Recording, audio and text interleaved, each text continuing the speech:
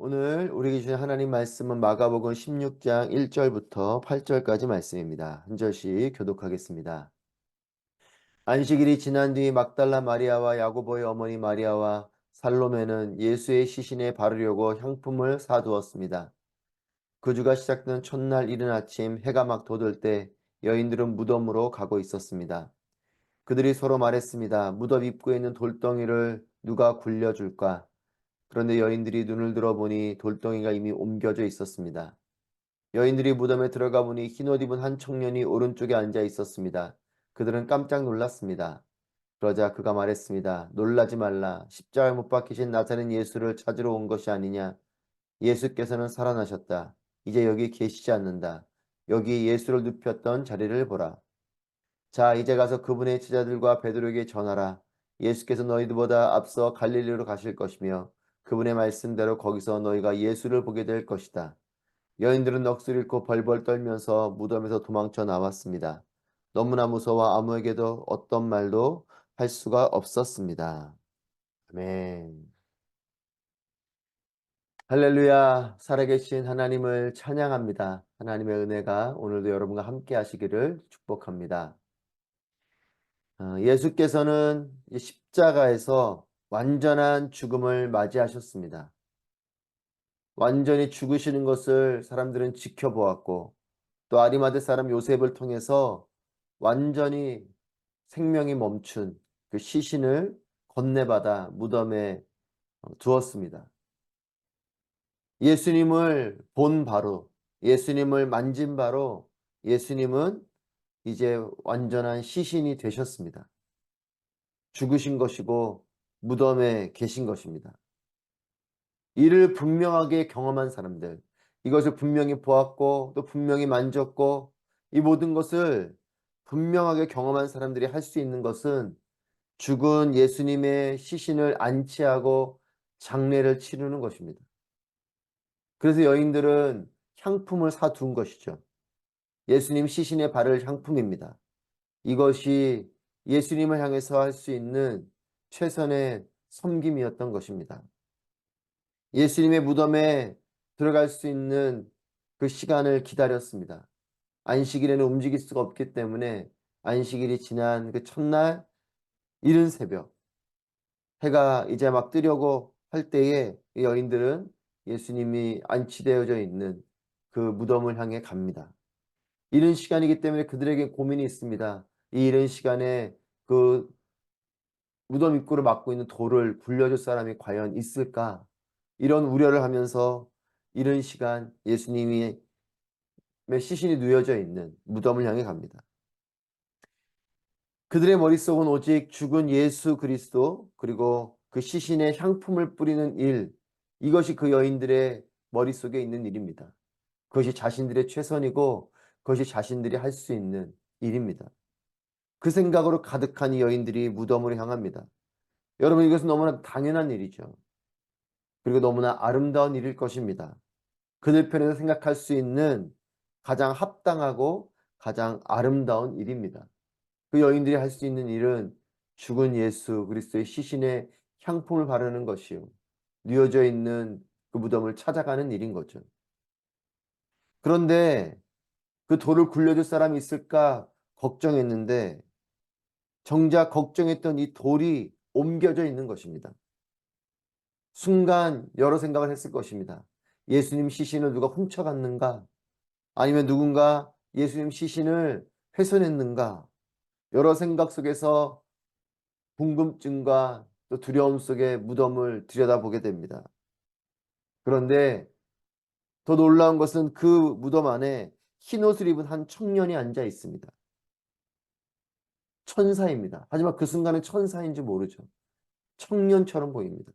그 청년이 앉아 있고 또 그곳에는 예수님의 시신만 있을 줄 알았던 그곳에 시신은 없고 그 청년만 앉아 있는 거죠. 순간 두렵기도 하고 너무나 놀랐습니다. 펼쳐진 광경을 보면 그저 놀라움과 의아할 뿐입니다. 여인들은 충격의 연속입니다.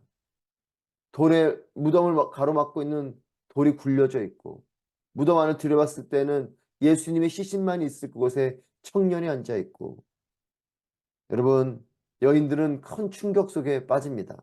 이 충격의 연속 속에 있는 거죠.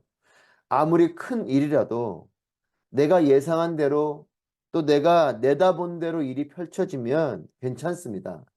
하지만 내 생각을 벗어난 일, 그리고 그 일이 심지어는 내가 생각조차 할 수 없었던 일이면 그 일은 나에게 충격이 되는 것이에요. 이 여인들은 지금 충격을 받았습니다.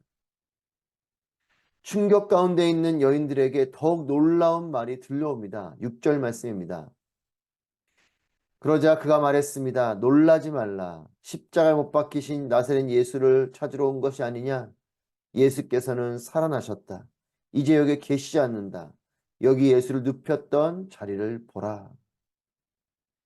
예수께서는 살아나셨다. 이제 여기 계시지 않는다. 살아나셨다. 이제 여기 계시지 않는다. 여러분 충격의 말을 듣습니다. 죽은 줄 알았던 예수님. 그래서 그 죽음을 가득 생각하고 왔는데 살아나셨다는 거죠. 거기 그 시신이 누워 있을 것을 알고 왔는데 거기 시신이 안 계신 것입니다. 여러분 인간의 생각은 죽음입니다. 이 여인들의 생각은 죽음의 생각을 가지고 왔습니다. 하지만 하나님의 아이디어는 살아난 것입니다. 인간의 기대는 거기 예수님의 시신이 뉘어져 있는 것입니다. 하지만 하나님의 계획은 거기 계시지 않은 것입니다. 살아나셨고 이미 그것을 일어나신 것이죠. 누워있는 시신이 아니고 살아나 일어난 예수 그리스도. 이것이 하나님의 일하심입니다. 여러분, 하나님이 하나님이심을 깨닫게 되는 것은 우리의 생각과 기대를 뛰어넘으시기 때문에 그렇습니다. 여러분, 우리의 생각선에서 하나님이 움직이시는 분이면 하나님은 하나님이 아니십니다.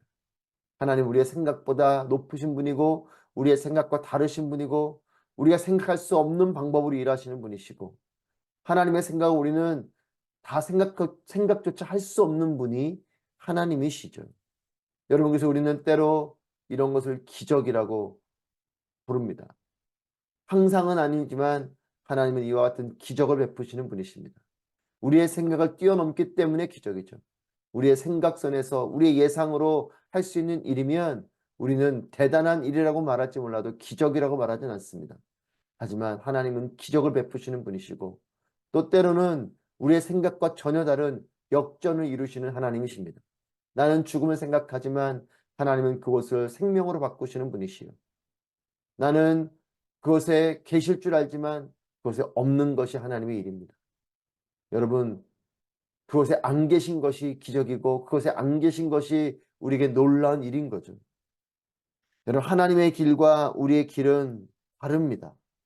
하나님의 생각이 더 높고 하나님의 생각이 더 뛰어난 생각인 것입니다. 때로는 하나님을 내 생각과 내 상식선에서 가둬두려고 하는 사람이 있습니다. 여러분 하나님은 우리의 생각 가운데 가두어 계신 분이 아닙니다.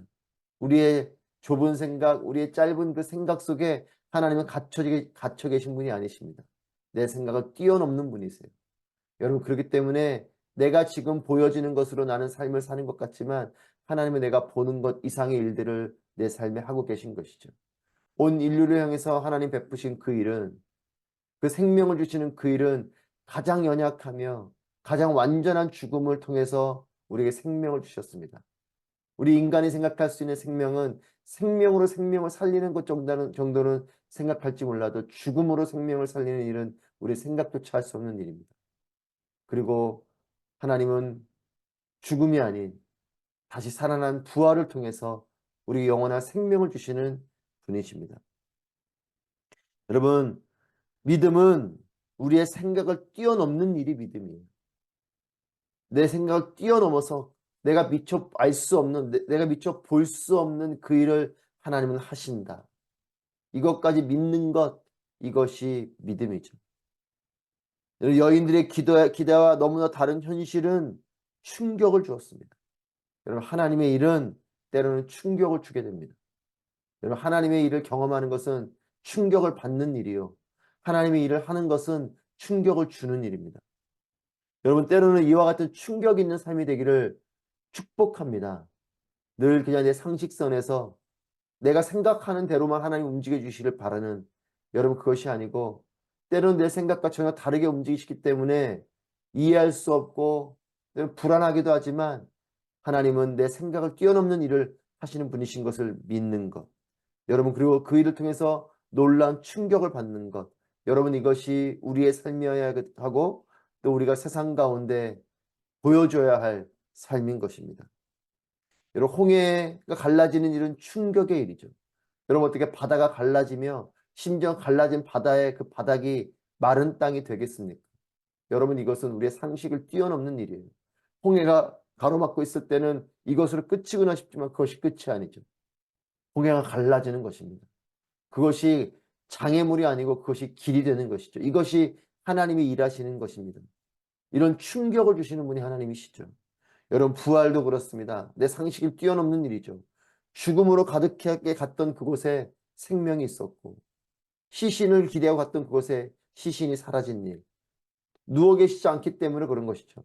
살아나셨기 때문에 더 이상 시신으로 계실 수 없는 것입니다. 이것이 우리에겐 충격이지만 이것이 하나님이 일하시는 방법인 것입니다. 여러분, 사실 하나님께서 하시는 일이기 때문에 우리가 믿지, 그렇지 않으면 믿을 수 없는 일이죠. 어떻게 바다가 갈라집니까? 여러분, 누가 우리에게 와서 바다가 갈라졌다, 마른 땅이 됐다 하면 그것을 믿겠습니까? 우리가 성경을 통해서 하나님이 하신 일이라고 우리가 알기 때문에 믿는 것이지, 여러분, 이것은 상식으로는 믿을 수 없는 일이죠. 여러분, 어떻게 죽은 자가 정말 그 시신이 된 그 시신이 어떻게 살아납니까?